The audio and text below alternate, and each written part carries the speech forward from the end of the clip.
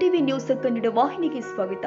ಕುರುಬ ಸಮಾಜಕ್ಕೆ ನ್ಯಾಯಯುತ ಪರಿಶಿಷ್ಟ ಪಂಗಡ ಎಸ್ಟಿ ಮೀಸಲಾತಿ ಕಲ್ಪಿಸುವಂತೆ ಒತ್ತಾಯಿಸಿ ಫೆಬ್ರವರಿ 23ರಂದು ಯಾದಗಿರಿ ನಗರದಲ್ಲಿ ರಾಜ್ಯ ಮಟ್ಟದ ಬೃಹತ್ ಜಾಗೃತಿ ಸಮಾವೇಶ ಹಮ್ಮಿಕೊಳ್ಳಲಾಗಿದೆ ಅಂತ ಕರ್ನಾಟಕ ರಾಜ್ಯ ಮಟ್ಟದ ಕುರುಬರ ಸಂಘದ ರಾಜ್ಯ ಗೌರವಾಧ್ಯಕ್ಷ ಸಿದ್ದಣ್ಣ ತೇಜಿ ಅವರು ತಿಳಿಸಿದ್ದಾರೆ. ಯಾದಗಿರಿ ಜಿಲ್ಲಾ ಘಟಕದ ಆಶ್ರಯದಲ್ಲಿ ನಡೆಯುವ ಈ ಜಾಗೃತಿ ಸಮಾವೇಶವು ಲಿಂಗೈಕ್ಯರಾದ ಶ್ರೀ ಶ್ರೀ ಶ್ರೀ ಸಿದ್ದ ರಮಾನಂದಪುರಿ ಮಹಾಸ್ವಾಮಿಗಳು, ಕಾಗಿನೆಲೆ ಕನಕ ಗುರುಪೀಠ, ತಿಂಠಣಿ ಬ್ರಿಡ್ಜ್ ಅವರ ದಿವ್ಯ ಆಶೀರ್ವಾದದೊಂದಿಗೆ ಜರುಗಲಿದೆ. ರಾಜ್ಯದ ವಿವಿಧ ಜಿಲ್ಲೆಗಳಿಂದ ಸಾವಿರಾರು ಸಮಾಜ ಬಾಂಧವರು, ಹೋರಾಟಗಾರರು, ಮುಖಂಡರು ಹಾಗೂ ಸಾರ್ವಜನಿಕರು ಭಾಗವಹಿಸುವ ನಿರೀಕ್ಷೆ ಇದೆ ಅಂತ ಅವರು ಹೇಳಿದ್ದಾರೆ. ಕುರುಬ ಸಮಾಜಕ್ಕೆ ಸಂವಿಧಾನಬದ್ಧವಾಗಿ ದೊರೆಯಬೇಕಾದ ಎಸ್ಟಿ ಸ್ಥಾನಮಾನಕ್ಕಾಗಿ ಹಲವು ದಶಕಗಳಿಂದ ಹೋರಾಟ ನಡೀತಾ ಇದ್ದು, ಹಳ್ಳಿಯಿಂದ ದೆಹಲಿಯವರೆಗೆ ಸ್ವಾಭಿಮಾನಿ ಮತ್ತು ಸಂವಿಧಾನಬದ್ಧ ಹಕ್ಕಿಗಾಗಿ ನಡೀತಾ ಇರುವ ಹೋರಾಟಕ್ಕೆ ಈ ಸಮಾವೇಶ ಹೊಸ ತಿರುವು ಕೊಡಲಿದೆ. ಸಮಾವೇಶದ ಮೂಲಕ ಹೋರಾಟವನ್ನ ಮತ್ತಷ್ಟು ಸಂಘಟಿತವಾಗಿ ಮುಂದುವರಿಸುವ ಕುರಿತು ತೀರ್ಮಾನ ಕೈಗೊಳ್ಳಲಾಗುತ್ತೆ ಅಂತ ಸಂಘಟನೆ ತಿಳಿಸಿದೆ. 1976-77ರಲ್ಲಿ ದೇವರಾಜ್ ಅರಸ ಮುಖ್ಯಮಂತ್ರಿಗಳಾಗಿದ್ದ ಅವಧಿಯಲ್ಲಿ ಮಂಡಲ ಆಯೋಗದ ವರದಿ ಜಾರಿಗೆ ಬಂದ ಸಂದರ್ಭದಲ್ಲಿ ಪರಿಶಿಷ್ಟ ಪಂಗಡ ಪಟ್ಟಿಯಲ್ಲಿ ಇದ್ದ ಕುರುಬ ಸಮಾಜವನ್ನ 24ನೇ ಹಿಂದುಳಿದ ವರ್ಗಕ್ಕೆ ಸೇರಿಸಿದ ಕ್ರಮ ಐತಿಹಾಸಿಕ ಅನ್ಯಾಯವಾಗಿದ್ದು, ಅದನ್ನ ತಕ್ಷಣ ಸರಿಪಡಿಸಬೇಕು ಅಂತ ಒತ್ತಾಯಿಸಲಾಗಿದೆ. ಎಲ್ಜಿ ಹಾವನೂರ್ ಆಯೋಗದ ವರದಿ ಸಂದರ್ಭದಲ್ಲೂ ಕೂಡ ಕೇಂದ್ರ ಸರ್ಕಾರದ ಯಾವುದೇ ಅಧಿಕೃತ ಆದೇಶವಿಲ್ಲದೆ ಕುರುಬ ಸಮಾಜವನ್ನ ಹಿಂದುಳಿದ ವರ್ಗಕ್ಕೆ ಸೇರಿಸಿರುವ ಕ್ರಮವನ್ನ ಕೇಂದ್ರ ಹಾಗೂ ರಾಜ್ಯ ಸರ್ಕಾರಗಳು ತಿದ್ದುಪಡಿ ಮಾಡಬೇಕು ಎಂಬ ಬೇಡಿಕೆ ಮುಂದಿರಿಸಲಾಗಿದೆ. ಇನ್ನು ಅಧ್ಯಯನ ವರದಿ ಜಾರಿಗೆ ಒತ್ತಾಯ. ಮೈಸೂರು ಕುಲಶಾಸ್ತ್ರೀಯ ಅಧ್ಯಯನ ಸಂಶೋಧನಾ ಸಂಸ್ಥೆಯ ವರದಿಯನ್ನ ಕೇಂದ್ರ ಸರ್ಕಾರ ತಕ್ಷಣ ಅಂಗೀಕರಿಸಿ ಅದರ ಆಧಾರದಲ್ಲಿ ಕುರುಬ ಸಮಾಜಕ್ಕೆ ಎಸ್ಟಿ ಸ್ಥಾನಮಾನ ಕೊಡಬೇಕು. ಇತ್ತೀಚಿನ ಸಚಿವ ಸಂಪುಟ ಸಭೆಯಲ್ಲಿ ನಿರ್ಣಯಗೊಂಡ ಪರಿಶಿಷ್ಟ ಪಂಗಡ ಸಂಬಂಧಿತ ವರದಿಯನ್ನ ಯಥಾವತ್ತಾಗಿ ಜಾರಿಗೊಳಿಸಬೇಕು ಅಂತ ಆಗ್ರಹ ಮಾಡಲಾಗಿದೆ. ಶೈಕ್ಷಣಿಕ, ಉದ್ಯೋಗ, ಸಾಮಾಜಿಕ ಹಾಗೂ ರಾಜಕೀಯವಾಗಿ ಹಿಂದುಳಿದಿರುವ ಕುರುಬ ಸಮಾಜಕ್ಕೆ ತಕ್ಷಣ ಎಸ್ಟಿ ಮೀಸಲಾತಿ ಕಲ್ಪಿಸುವ ಮೂಲಕ ಸಮಾನ ನ್ಯಾಯ ಒದಗಿಸಬೇಕು ಎಂಬುದು ಪ್ರಮುಖ ಬೇಡಿಕೆಯಾಗಿದೆ. ಪ್ರಮಾಣ ಪತ್ರ ವಿತರಣೆಯಲ್ಲಿ ಏಕಸಮಾನತೆ. ಹಳೆಯ ಮೈಸೂರು ಭಾಗದಲ್ಲಿ ಕಾಡು ಕುರುಬ, ಜೇನು ಕುರುಬರಿಗೆ ನೀಡುತ್ತಿರುವ ಪರಿಶಿಷ್ಟ ಪಂಗಡ ಪ್ರಮಾಣ ಪತ್ರ ಮಾದರಿಯಂತೆ ಕಲ್ಯಾಣ ಕರ್ನಾಟಕದ ಬೀದರ್, ಕಲಬುರಗಿ, ಯಾದಗಿರಿ ಜಿಲ್ಲೆಯಲ್ಲಿ ಗೊಂಡ, ರಾಜಗೊಂಡ ಸಮುದಾಯಗಳಿಗೆ ಯಾವುದೇ ತಾರತಮ್ಯವಿಲ್ಲದೆ ಪರಿಶಿಷ್ಟ ಪಂಗಡ ಪ್ರಮಾಣ ಪತ್ರ ಕೊಡುವಂತೆ ರಾಜ್ಯದಾದ್ಯಂತ ಏಕಸಮಾನ ಆದೇಶ ಜಾರಿಗೊಳಿಸಬೇಕು ಅಂತ ಒತ್ತಾಯ ಮಾಡಲಾಗಿದೆ. ದೆಹಲಿ ಹೋರಾಟಕ್ಕೆ ಎಚ್ಚರಿಕೆ. ಮುಂದಿನ ಲೋಕಸಭಾ ಅಧಿವೇಶನದ ಒಳಗೆ ಕುರುಬ ಸಮಾಜದ ನ್ಯಾಯಯುತ ಬೇಡಿಕೆ ಈಡೇರದಿದ್ದಲ್ಲಿ ದೆಹಲಿಯ ರಾಮಲೀಲಾ ಮೈದಾನ ಅಥವಾ ಜಂತರ್ ಮಂತರ್ನಲ್ಲಿ ನಿರಂತರ ಹೋರಾಟ ಹಮ್ಮಿಕೊಳ್ಳಲಾಗುತ್ತೆ ಅಂತ ಸಂಘಟನೆಗಳು ಎಚ್ಚರಿಕೆ ಕೊಟ್ಟಿದೆ. ಕಳೆದ 1950ರಿಂದ ಕುರುಬ ಸಮಾಜ ಇಡೀ ರಾಜ್ಯಾದ್ಯಂತ ಪರಿಶಿಷ್ಟ ಪಂಗಡ ಪಟ್ಟಿಯಲ್ಲಿತ್ತು. 1976-77ರವರೆಗೆ ಇಡೀ ಕರ್ನಾಟಕದಲ್ಲಿ ಪರಿಶಿಷ್ಟ ಪಂಗಡದ ಸವಲತ್ತನ್ನು ನಾವು ತಗೊಳ್ತಾ ಇದ್ದೇವೆ. ಮಂಡಲ ಆಯೋಗದ ವರದಿ ಬಂದ ನಂತರ ದೇವರಾಜ್ ಅರಸರು ರಾಜ್ಯದ ಮುಖ್ಯಮಂತ್ರಿ ಇರುವ ಸಂದರ್ಭದಲ್ಲಿ ಮಂಡಲ ಆಯೋಗದ ವರದಿ ಚುನಾವಣೆಗೆ ಬಂತು. ಆ ಸಂದರ್ಭದಲ್ಲಿ ನಮ್ಮನ್ನ ಯಾವುದೇ ಕೇಂದ್ರ ಸರ್ಕಾರದ ಆದೇಶ ಇಲ್ಲದೇನೆ 2A ಕ್ಯಾಟಗರಿಗೆ ಕೆಲವೊಂದು ರಾಜ್ಯಗಳಲ್ಲಿ ಸೇರಿಸ್ತಾರೆ. ಅದಾದ ಮೇಲೆ ಹಾವನೂರು ಆಯೋಗದ ವರದಿ ಮತ್ತು ಚಿನ್ನಪ್ಪ ರೆಡ್ಡಿ ಆಯೋಗದ ವರದಿ ಬಂತು, ಗೊತ್ತಿರೋ ಅದರಲ್ಲಿ ಕೂಡ ನಮ್ಮನ್ನ ಹಿಂದುಳಿದ ವರ್ಗ 2Aಗೆ ಸೇರಿಸುವಂತ ಪ್ರಯತ್ನ. ಅದು ಒಂದು ಸಾರಿ ಕೇಂದ್ರ ಸರ್ಕಾರ ಪರಿಶಿಷ್ಟ ಪಂಗಡದ ಪಟ್ಟಿಯಲ್ಲಿ ಸೇರಿಸಿದ ಮೇಲೆ ಇಡೀ ದೇಶದಲ್ಲಿ ಯಾವುದೇ ಸಮಾಜವನ್ನ ಪರಿಶಿಷ್ಟ ಪಂಗಡ ಪಟ್ಟಿಯಿಂದ ತೆಗೆದಿಲ್ಲ. ಅಂದ್ರೆ ಕುರುಬರಿಗೆ ಮಾತ್ರ ಪರಿಶಿಷ್ಟ ಪಟ್ಟಿಯಿಂದ ತೆಗೆದು ಇವತ್ತು ಕೆಲವೊಂದು ಜಿಲ್ಲೆಗಳಿಂದ ಕ್ಯಾಟಗರಿ 2ಯಲ್ಲಿ ಸೇರಿಸಿದ್ದಾರೆ. ಬೀದರ್, ಕಲಬುರಗಿ ಮತ್ತು ಯಾದಗಿರಿ ಈ ಪ್ರಾಂತದಲ್ಲಿ ಕುರುಬರಿಗೆ ಪರಿಶಿಷ್ಟ ಪಂಗಡ ಪಟ್ಟಿಯಲ್ಲಿ ಮೀಸಲಾತಿ ಸಿಗ್ತಾ ಇದೆ. ಆದ್ರೆ ಇಲ್ಲಿ ತಾರತಮ್ಯ ನಡೀತಾ ಇದೆ. ಕೆಲವರು ಅಣ್ಣನ ಮಕ್ಕಳಿಗೆ ಸಿಂಧುತ್ವ ಕೊಡ್ತಾರೆ, ತಮ್ಮನ ಮಕ್ಕಳಿಗೆ ಸಿಂಧುತ್ವ ಕೊಡ್ತಾರೆ. ಕೊಡಗಿನಲ್ಲಿ ಇಡೀ ಕೊಡಗಿನ ಪ್ರಾಂತದಲ್ಲಿ ಎಲ್ಲರಿಗೂ ಬರೇ ಕುರುಬ ಅಂತಿದ್ರೆ ಎಲ್ಲರಿಗೂ ಪರಿಶಿಷ್ಟ ಪಂಗಡಿ ಕೊಡ್ತಾ ಇದ್ದಾರೆ. ಚಾಮರಾಜ ನಗರ ಆಗಿರ್ಬೋದು, ಒಳ್ಳೆಗಳಾಗಿರ್ಬೋದು, ಅಲ್ಲಿ ಕೂಡ ಕೆಲವೊಂದಿಷ್ಟು ಕುಟುಂಬಗಳಿಗೆ ಎಸ್.ಟಿ ಮೀಸಲಾತಿ ಪಟ್ಟಿ ಕೊಡ್ತಾ ಇದ್ರೆ, ಕೆಲವೊಂದಿಷ್ಟು ಕಡೆ ಅಲ್ಲಿ ತಾರತಮ್ಯ ನಡೀತಾ ಇದೆ. ನಾವು ಕೇಂದ್ರ ಸರ್ಕಾರಕ್ಕೆ ವಿಚಾರ ಮಾಡಿದಾಗ ಕೇಂದ್ರ ಸರ್ಕಾರದ ರೂಲ್ ನಂಬರ್ 28ರಲ್ಲಿ ಇವತ್ತಿಗೂ ಕೂಡ ಇಡೀ ಕರ್ನಾಟಕದ ಪರಿಶಿಷ್ಟ ಪಂಗಡ ಪಟ್ಟಿಯಲ್ಲಿದೆ. ಅದಿದ್ರೂ ಕೂಡ ರಾಜ್ಯ ಸರ್ಕಾರ ನಮಗೆ ಸಾಕಷ್ಟು ತಾರತಮ್ಯ ಮಾಡಿ 2016ರಲ್ಲಿ ಸಿದ್ದರಾಮಯ್ಯ ಅವರು ಮುಖ್ಯಮಂತ್ರಿ ಇರುವಾಗ ನಾವು ಈ 3 ಜಿಲ್ಲೆಯ ಮುಖಂಡರು, ಕುರುಬ ಸಮಾಜದ ಮುಖಂಡರು, ಗೊಂಡ ಕುರುಬ, ರಾಜಗೊಂಡ, ಕಾಡ ಕುರುಬ ಎಲ್ಲರೂ ಸೇರಿಕೊಂಡು ಮುಖ್ಯಮಂತ್ರಿ ಭೇಟಿಯಾದಾಗ 2016ರಲ್ಲಿ ಈ 3 ಜಿಲ್ಲೆಯಲ್ಲಿರುವಂತಹ ಒಂದೇ ಪಂಗಡ ಸೇರ್ತಾರೆ, ಅವ್ರಿಗೆ ಸಿಂಧುತ್ವ ಕೊಡಬೇಕು ಅಂತ ಮುಖ್ಯಮಂತ್ರಿ ಆದೇಶ ಮಾಡ್ತಾರೆ ಸಿದ್ದರಾಮಯ್ಯ. ಅದಾದ್ಮೇಲೆ ಇವತ್ತಿಗೂ ಕೂಡ ನಮಗೆ ಸರಿಯಾದ ರೀತಿ ಸಿಂಧುತ್ವ ಸಿಗ್ತಾ ಇದೆ.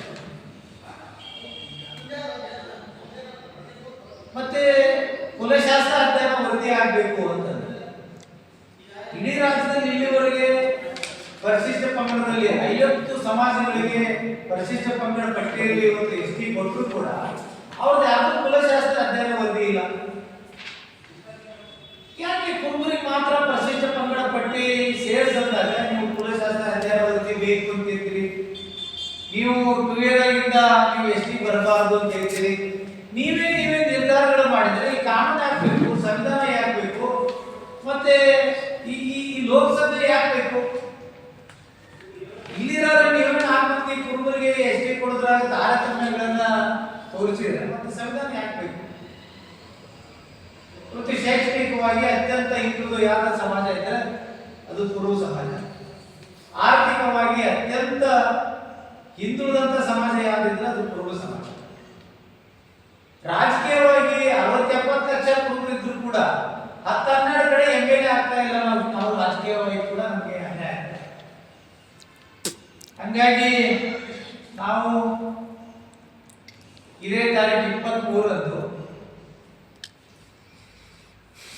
ಕಲ್ಯಾಣ ಕರ್ನಾಟಕದ 7 ತಾಲೂಕಿನ ಎಲ್ಲ ಕುರುಬ ಸಮಾಜದ ಬಂಧುಗಳು, ಮುಖಂಡರು ಸೇರಿಕೊಂಡು ಕುರುಬ ಸಮಾಜದ ಜಾಗೃತಾ ಸಮಾವೇಶ ಮಾಡಬೇಕು ಅಂತೇಳಿ ಈಗಾಗಲೇ ತೀರ್ಮಾನವನ್ನು ತಗೊಂಡಿದ್ದೀವಿ. ಇಲ್ಲಿ ಆದ್ಮೇಲೆ ಇನ್ನೊಂದು 2-3 ಜಿಲ್ಲೆದಾಗ ಸಭೆಗಳನ್ನು ಮಾಡಿ ದೇವಿ ಜಂತರ್ ಮಂತರದಲ್ಲಿ ಕನಿಷ್ಠ 50,000 ಜನ ಸೇರಿ ಕೇಂದ್ರ ಸರ್ಕಾರಕ್ಕೆ ಒತ್ತಾಯ ಮಾಡಬೇಕಂತ ಹೇಳಿ ನಾವು ಜಂತರ್ ಮಂತರದಲ್ಲಿ ಹೋರಾಟ ಮಾಡಲಿಕ್ಕೆ ಕೂಡ ರೆಡಿ ಇದೆ. ಸರ್ಕಾರ ಎಚ್ಚೆತ್ತುಕೊಂಡು ಸಂವಿಧಾನದ ಪ್ರಕಾರ ನಮಗೇನು ಹಕ್ಕು ಸಿಕ್ಕಿತ್ತು ಅದನ್ನು ಸರಿಪಡಿಸಿದ್ರೆ ಸರಿ, ಇಲ್ದಿದ್ರೆ ಕುರುಬ ಸಮಾಜದವರು ಕೂಡ ಕಾನೂನನ್ನ ಕೈಗೆ ತಗೊಳ್ಳೋದ್ರಲ್ಲಿ ಹಿಂಜರಿದಿಲ್ಲ. ಮತ್ತೆ ಆ ಕಾನೂನನ್ನು ಕೂಡ ಕೈಗೆ ತಗೊಳ್ಳುವಂತ ಪರಿಸ್ಥಿತಿಯನ್ನು ಸರ್ಕಾರ ತಂದುಕೊಡ್ತಾರೆ. ಯಾಕಂದ್ರೆ ಮನಮೋಹನ್ ಸಿಂಗ್ ಸರ್ಕಾರದಲ್ಲಿ ಜಾಟ ಸಮುದಾಯ ಹರಿಯಾಣದಲ್ಲಿ ಯಾವ ರೀತಿ ಹೋರಾಟ ಆಯಿತು ಅದೇ ರೀತಿ ಹೋರಾಟವನ್ನ ನಾವು ಕೂಡ ಮಾಡೋ ಪರಿಸ್ಥಿತಿ ಸರ್ಕಾರ ತಂದು ಒಡ್ಕೋತದಂತ ಹೇಳಿಕ್ಕೆ ಇಚ್ಛೆ ಪಡ್ತೀನಿ. ಕರ್ನಾಟಕ ರಾಜ್ಯ ಮಟ್ಟ ಕುರುಬ ಸಂಘ ಯಾದಗಿರಿ ಜಿಲ್ಲಾ ಘಟಕದ ವತಿಯಿಂದ ಇಂದು ಕರ್ನಾಟಕ ರಾಜ್ಯ ಮಟ್ಟ ಕುರುಬ ಸಂಘದ ಗೌರವಾಧ್ಯಕ್ಷರಾಗಿರ್ತಕ್ಕಂಥ ಶ್ರೀಯುತ ಸಿದ್ದಣ್ಣ ಕೆ.ಜಿ. ಸಾಹೇಬ್ ಹಾಗೂ ಕರ್ನಾಟಕ ರಾಜ್ಯ ಮಟ್ಟ ಕುರುಬ ಸಂಘದ ಸಂಘಟನಾ ಕಾರ್ಯಾಧ್ಯಕ್ಷರಾಗಿರ್ತಕ್ಕಂಥ ಕರಿಯಪ್ಪ ಪರಿಹಾರವರೇ ಹಾಗೂ ಎಲ್ಲ ಕರ್ನಾಟಕ ರಾಜ್ಯ ಮಟ್ಟ ಕುರುಬ ಸಂಘದ ಎಲ್ಲ ಘಟಕದ ಯುವ ಅಧ್ಯಕ್ಷರು, ಪದಾಧಿಕಾರಿಗಳು, ಇಂದು ಒಂದು ಪತ್ರಿಕಾಗೋಷ್ಠಿಯ ವಿಷಯ ಏನೆಂದರೆ ಈಗಾಗಲೇ ಶ್ರೀ ಶ್ರೀ ಶ್ರೀ ಸಿದ್ದರಾಮಯ್ಯ ಮಹಾಸ್ವಾಮಿಗಳು ಕಾಯ್ದೆನಡಿಕಂತ ಪೀಠ ಎಂಟನೇ ಬ್ರಿಡ್ಜ್ ಇವರು ಲಿಂಗೈಕ್ಯರಾದ ಪ್ರಯುಕ್ತ ಅವರ ಒಂದು ಕನಸು, ಅವರ ಒಂದು ಪರಿಶಿಷ್ಟ ಪಂಗಡ ಮೀಸಲಾತಿ ಸಂಕಲ್ಪಕ್ಕಾಗಿ ಹಳ್ಳಿಯಿಂದ ದಿಲ್ಲಿಯವರೆಗೂ ನಿರಂತರ ಸ್ವಾಭಿಮಾನ ಹೋರಾಟ ಮಾಡಬೇಕಂತ ಹೇಳೋರು ಸಂಕಲ್ಪ ಇಟ್ಕೊಂಡು ನಮ್ಮ ಬೀದರು ಯಾದಗಿರಿ ಗುಲ್ಬರ್ಗದಲ್ಲಿ ನಿರಂತರವಾಗಿ ಹಳ್ಳಿಗಳು ಹೋಬಳಿಯಲ್ಲಿ ಕೂಡ ನಿರಂತರವಾಗಿ ಅವರು ಪಾದಯಾತ್ರೆ ಮಾಡುವ ಮುಖಾಂತರ ಕಟ್ಟೆ ಕಡೆಯ ನಮ್ಮ ಸಮಾಜದ ಯುವಕರಿಗೆ ಮುಂದಿನ ಒಂದು ಭವಿಷ್ಯದ ದೃಷ್ಟಿಯಿಂದ ಈ ಪರಿಶಿಷ್ಟ ಪಂಗಡದ ಮೀಸಲಾತಿ ದೊರೆಯಬೇಕಂತೇಳಿ ಅವರು ಅವಿರತವಾಗಿ ಹೋರಾಟ ಮಾಡ್ತಿದ್ದರು. ಅವರ ಒಂದು ಲಿಂಗೈಕ್ಯರಾದ ಪ್ರಯುಕ್ತ ನಮ್ಮ ಯಾದಗಿರಿ ಜಿಲ್ಲಾ ರಾಜ್ಯ ಮಟ್ಟ ಕುರುಬ ಸಂಘದ ಒಂದು ರಾಜ್ಯ ಸಮಿತಿಯ ಒಂದು ನಿರ್ದೇಶನದೊಂದಿಗೆ ಇಂದು ನಾವೆಲ್ಲ ಈ ಒಂದು ಪತ್ರಿಕಾಗೋಷ್ಠಿ ಮಾಡಿ ಈ ಪತ್ರಿಕಾಗೋಷ್ಠಿಯ ಮುಖಾಂತರ ದಿನಾಂಕ 23/2/2026 ಒಂದು ರಾಜ್ಯ ಮಟ್ಟದ ಬೃಹತ್ ಕುರುಬ ಜಾಗೃತಿ ಸಮಾವೇಶವನ್ನು ನಾವೆಲ್ಲ ಮಾಡಬೇಕಂತೇಳಿ ನಿರ್ಧರಿಸಿ ಇಂದು ಈ ಒಂದು ಪತ್ರಿಕಾಗೋಷ್ಠಿಯಲ್ಲಿ ನಮ್ಮ ರಾಜ್ಯ ಗೌರವಾಧ್ಯಕ್ಷರಾಗಿರ್ತಕ್ಕಂಥ ಶ್ರೀಯುತ ಸದನ ಕೆ ಸಾಹೇಬರಾಗಿರ್ಬೋದು, ನಮ್ಮ ಕೈಗಾರ್ ಸಾಹೇಬರವರು ಈ ಒಂದು ವಿಚಾರಗಳನ್ನು ಇಂದು ಅವರು ವ್ಯಕ್ತಪಡಿಸುತ್ತಾ ಇದ್ದಾರೆ.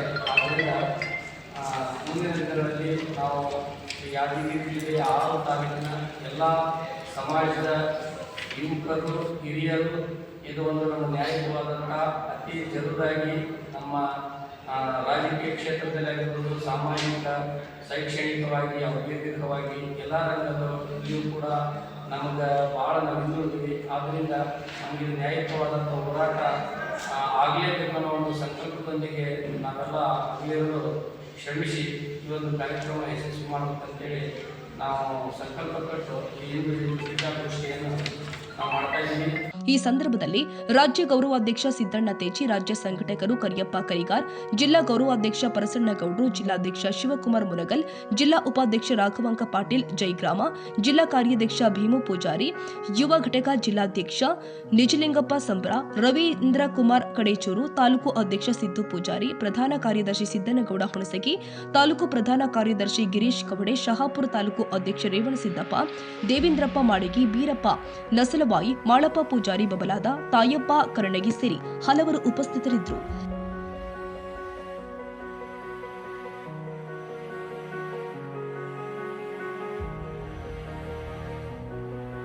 ತಾಜಾ ಸುದ್ದಿಗಾಗಿ MTV ನ್ಯೂಸ್ 24/7ಗೆ ಸಬ್ಸ್ಕ್ರೈಬ್ ಮಾಡಿ ಮತ್ತು ಬೆಲ್ ಐಕಾನ್ ಅನ್ನು ಒತ್ತಿ. ತಪ್ಪದೇ ಲಿಂಕ್ ಶೇರ್ ಮಾಡಿ.